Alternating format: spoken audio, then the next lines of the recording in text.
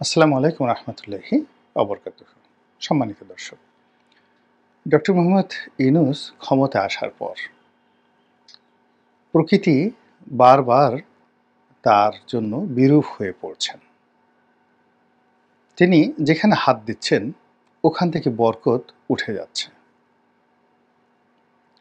এবং তার যারা লোকজন রয়েছেন তারা ক্রমশ তাকে ছেড়ে দূরবর্তী অঞ্চলে চলে যাচ্ছেন। তিনি যেখানে যাচ্ছেন সেখানে তার পাত্রমিত্ররা এই সময়টাতে যেভাবে হইহুল্লোড় করে তার পাশে থাকে বা থাকা উচিত, এর কারণ হলো বাংলাদেশে এটাই নিয়ম। যিনি সরকার প্রধান হবেন তিনি এয়ারপোর্টে যাবেন, তিনি স্মৃতিসৌধে যাবেন, সবাই সেখানে উপস্থিত হবেন। এই জিনিসগুলো আমরা ইদানিংকালে দেখছি না। তারপর তার যে বাসভূমি, তার যে অফিস, সেখানে সাধারণ মানুষ, তাদের একটা বিরাট ভিড় থাকবে। অনেক মানুষ সেখানে ভিড় করবেন, দরখাস্ত নিয়ে যাবেন। একজন সংসদ সদস্যের কাছেই দৈনিক ২-৩ হাজার লোক উপস্থিত হন বিভিন্ন বিষয় নিয়ে। এর 1%ও তিনি নিষ্পত্তি করতে পারেন না, কিন্তু লোকজন যায়। এটা রাজনৈতিক ব্যক্তিদেরকে নিয়ে সাধারণ মানুষের মধ্যে একটা আকর্ষণ থাকে। কিন্তু এক্ষেত্রে কি হলো, ডক্টর মোহাম্মদ ইউনূসকে নিয়ে আমাদের সাধারণ মানুষের কোনো আগ্রহ নেই। এরপর আমরা আশা করেছিলাম বিশ্বব্যাংক, IMF, London, America, Paris, Morocco, Casablanca, তারপরে দক্ষিণ আফ্রিকার প্রিটোরিয়া, সেখান থেকে শুরু করে একেবারে শ্রীলঙ্কা, কলম্বো, সব ডক্টর মোহাম্মদ ইউনূসের দিকে ঝাঁপিয়ে পড়বেন। এবং তার বন্ধুরা, যারা আমরা দূর থেকে এতদিন যাদেরকে দেখেছিলাম, শুনেছিলাম, তারা বাংলাদেশে আসবেন দলে দলে। ক্লিন্টন আসবেন, হিলারি ক্লিন্টন আসবেন, বারাক ওবামা আসবেন। তারপরে তার যে ১০১ জন নোবেল লরিয়েট বন্ধু রয়েছে, যারা তার পক্ষে ওয়াশিংটন পোস্ট পত্রিকায় তারা বিজ্ঞাপন দিয়েছিল, তারা আসবেন। বাংলাদেশে একটা হই হুল্লোড় অবস্থা তৈরি হয়ে যাবে, কিন্তু এরকম হচ্ছে না। ২ নম্বর হলো যে শেখ হাসিনা সঙ্গে আমরা জানি দিল্লির সম্পর্ক ভালো ছিল না, এবং দিল্লি ডক্টর মোহাম্মদ ইউনূসকে ক্ষমতা আনার জন্য বা এরকম একটা অভ্যুত্থানের জন্য একেবারে নারাজ ছিলেন না। সাম্প্রতিক সময় দিল্লির কথাবার্তা শুনে তারা একেবারে আমরা স্পষ্টতই বুঝতে পারি যে তারা জানতেন শেখ হাসিনা ক্ষমতা বেশি দিন প্রলম্বিত হবে না, আর তিনি থাকবেন না। তো সেই দিক থেকে যেটি হচ্ছে, ডক্টর মোহাম্মদ ইউনূস ক্ষমতা আসার সঙ্গে সঙ্গে তো মোদি বাবুর সঙ্গে তার ভালো সম্পর্ক হওয়ার কথা, কিন্তু সেটা হচ্ছে না। প্রথমে ডক্টর মোহাম্মদ ইউনূস চাইলেন যে দিল্লিকে অস্বীকার করে বা দিল্লির চোখে চোখ রেখে দেখি ইখতিয়ার উদ্দিন মোহাম্মদ বিন বখতিয়ার খলজি, না উনি তো দিল্লির অধীন ছিলেন, সেটা নয়, কে হতে পারে, ঈশা খাঁ, মুসা খাঁ, তারপর ফখরুদ্দিন মুবারক শাহ, গিয়াসউদ্দিন আজম শাহ, তারপর শশাঙ্ক, হর্ষবর্ধন, মুর্শিদ কুলি খান, এ সকল মহামানবেরা সবসময় দিল্লিকে টেক্কা দিয়ে ছলে বলে কৌশলে তারা বাংলার স্বাধীনতা এবং সার্বভৌমত্ব অক্ষুণ্ণ রেখেছিলেন এবং বাংলাদেশকে উন্নতির স্বর্ণশিখরে তারা নিয়ে গিয়েছিলেন, এবং ইতিহাসের একটা মানে জাজল্যমান তারকাতে পরিণত হয়ে আছেন তারা এখন অবধি। তো এই তালিকাতে ডক্টর মোহাম্মদ ইউনূস অন্তর্ভুক্ত হবেন। এজন্য তিনি প্রথমে দিল্লির বিরুদ্ধে কথা বলা শুরু করলেন, ভারতের বিরুদ্ধে কথা বলা শুরু করলেন, এবং আমরা তো দারুণভাবে, ভীষণভাবে আনন্দ উদ্বেলিত যে এইবার প্রথম আমরা একজন মহাপুরুষ পেয়েছি যে কিনা ১০০০ বছরের মধ্যে প্রথম দিল্লির বিরুদ্ধে রুখে দাঁড়ালো। তো যা হোক, সেটি হচ্ছে না। এখন তিনি দিল্লির সঙ্গে বন্ধুত্ব করতে চাচ্ছেন, নরেন্দ্র মোদীর সঙ্গে বৈঠক করতে চাচ্ছেন। একাধিকবার তিনি বৈঠকের চেষ্টা করেছেন এবং তার সেই বৈঠকের প্রচেষ্টাগুলো ব্যর্থ হয়েছে। সর্বশেষ তার যে প্রচেষ্টা, সেটা হলো চীন সফরের পর তিনি আরেকটি সম্মেলনে যাবেন, যেটাকে বলা হয় বিমস্টেক। তো এই সম্মেলনটি হওয়ার কথা থাইল্যান্ডের রাজধানী ব্যাংককে। এখানে তিনি নরেন্দ্র মোদীর সঙ্গে একটি 1-to-1 বৈঠকের চেষ্টা করেছিলেন সর্বোচ্চ শক্তি দিয়ে। তারপরে অ্যাটলিস্ট সাইড লাইনে একটু দেখা, দাঁড়িয়ে কথা বলা, হ্যান্ডশেক করা, একটা ছবি তোলা, যেটি জো বাইডেনের সঙ্গে শেখ হাসিনা করে তিনি দারুণ একটা সফলতা দেখিয়েছিলেন ওই সময়টাতে, এবং এটি নিয়ে বহু কাব্য রচিত হয়েছিল।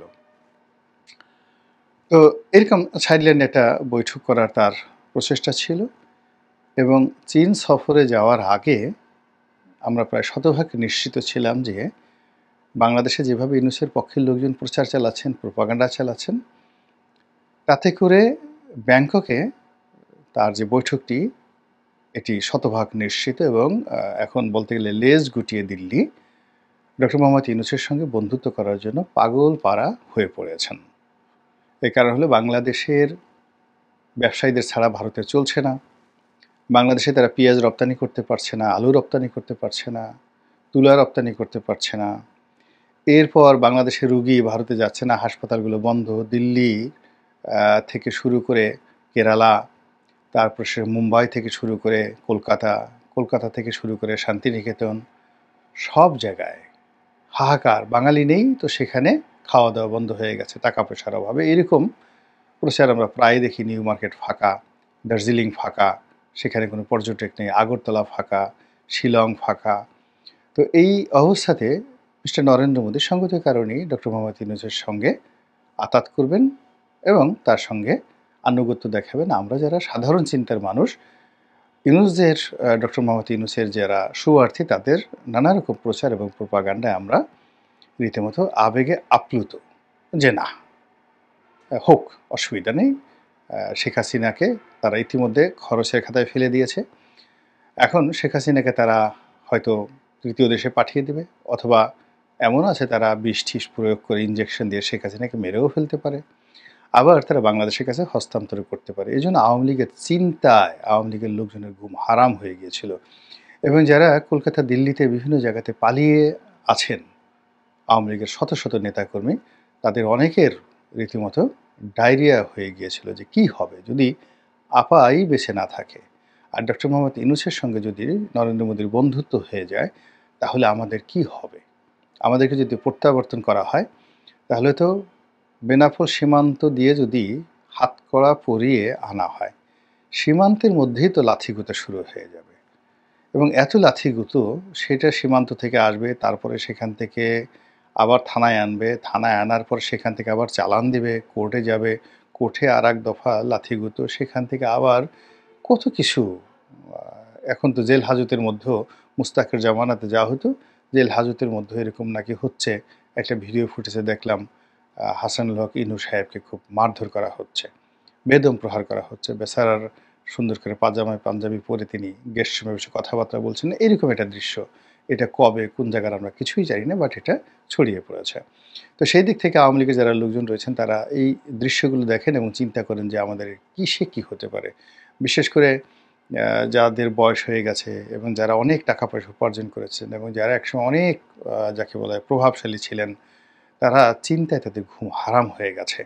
ঠিক সেই সময়টাতে যে আশ্চর্য ঘটনা ঘটল সেটি হলো ভারতের পররাষ্ট্র মন্ত্রণালয়ের পক্ষ থেকে জানিয়ে দেওয়া হলো যে বিমস্টেক বৈঠকে ডক্টর মোহাম্মদ ইউনূসের সঙ্গে নরেন্দ্র মোদী বসবেন না, দেখা সাক্ষাৎ হবেন না, এমনকি দূর থেকে তাদের হাই হ্যালো, হাত নাড়ানো, এটাও হবে কি না আমরা বলতে পারি না। ওটাও ওই ছবি তোলার জন্য অনেকে চেষ্টা করবেন, এবং ডক্টর মোহাম্মদ ইউনূসের কিন্তু ভীষণ রকম একটা যোগ্যতা রয়েছে।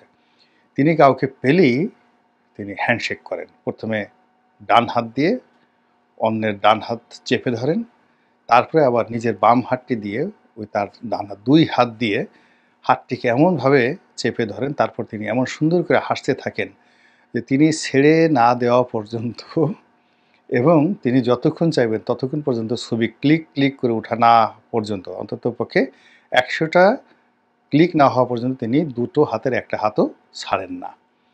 তো এটা তার একটা নিদারুণ গুণাবলী। নরেন্দ্র মোদীর আবার এই গুণাবলী আরেকটু বেশি। তিনিও করেন কি, প্রথমে এক হাত ধরেন, তারপর দুই হাত ধরেন, তারপরে তিনি জড়িয়ে ধরেন, ভীষণ রকম জড়িয়ে ধরেন। তার চেয়ে অনেক লম্বা লম্বা মানুষ, মনে করেন মোহাম্মদ বিন সালমানের মতো মানুষ, ট্রাম্পের মতো মানুষকে তিনি জড়িয়ে ধরেন। আর নরেন্দ্র মোদী যেহেতু একটু খাটো, জড়িয়ে ধরার পর কি হচ্ছে, এদের বুকে শাবানা বা কবরী যেভাবে ধরেন ওয়াসিম, চিত্রনায়ক ওয়াসিম অনেক লম্বা, তাদের মানে তাদের যে আলিঙ্গন দৃশ্য, সেই আলিঙ্গন দৃশ্যে যেভাবে তারা তাদের যে মস্তক, তাদের যে অধর যেভাবে নায়কের বক্ষে সমর্পণ করেন, এবং সেখানে যে ধরনের একটা রসায়ন তৈরি হয় পৃথিবীর লম্বা লম্বা মানুষগুলোর সঙ্গে, রাষ্ট্রনায়কদের সঙ্গে নরেন্দ্র মোদী এইভাবে কুলাকুলি করে ওইরকম একটা রসায়ন সেখানে তিনি তৈরি করে ফেলেন। তো সেক্ষেত্রে ডক্টর মোহাম্মদ ইউনূস এবং নরেন্দ্র মোদী এই দুজনের আকার আকৃতি সেম, উচ্চতা সেম, তারপর দুজনের হ্যান্ডশেক করার ভঙ্গি সেম, কুলাকুলি করার যে অভিনব কায়দা নরেন্দ্র মোদীর। যদি আসলে দুজনের একটা দেখা হতো, সত্যিকার অর্থে দেখা হতো, বিশ্বাস করেন এইরকম জুটি আর কখনো হতো না। তাদের কুলাকুলি দৃশ্য, তারপরে তাদের হ্যান্ডশেকের দৃশ্য, এসব নিয়ে গল্প কবিতা রচনা করা হতো, এবং লিওনার্দো দা ভিঞ্চি বা পাবলো পিকাসো বা মাইকেল অ্যাঞ্জেলো তাদের মতো চিত্রকর ভাস্কর যদি এই পৃথিবীতে থেকে থাকেন, এগুলো নিয়ে এমন চমৎকার দৃশ্য তৈরি হতো যেটা আমরা অভিভূত হয়ে যেতাম। এমনকি একটা যে মাদাম তুসোর জাদুঘর রয়েছে, মোম দিয়ে মূর্তি তৈরি করা হয়, অবিকল মূর্তি তৈরি করা হয়।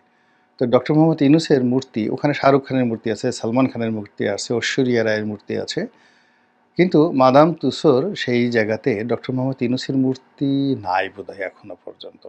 তবে এই মোদি সাহেবের সঙ্গে যদি তিনি এরকম একটা বৈঠক করতে পারতেন সাইড লাইনে, তাহলে এরকম একটা ছবি আসলে সেটা অবশ্যই মাদাম তুসোর সেই যে জাদুঘর, মোমের জাদুঘর, সেখানে এটি স্থান পেত। এটাই গেল এক।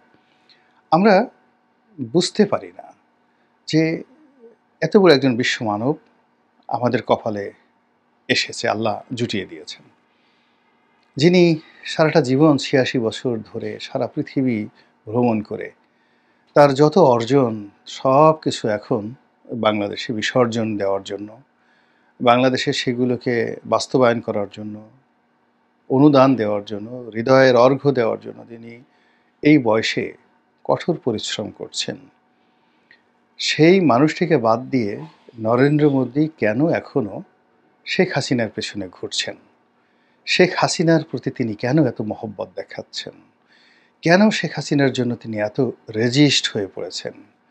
এত রেসিস্ট মনোভাব তিনি দেখাচ্ছেন, এত উগ্রতা দেখাচ্ছেন? আমাদের কি করা উচিত? নরেন্দ্র মোদীকে বকা দেওয়া উচিত? তার বিরুদ্ধে মিছিল করা উচিত? ভারত বিরোধী স্লোগান করা উচিত? অথবা ডক্টর মোহাম্মদ ইউনূসকে ইন্সপায়ার্ড করা উচিত যে আপনি কেন দিল্লির দিকে তাকান? কেন নরেন্দ্র মোদীর বন্ধুত্ব আপনার দরকার?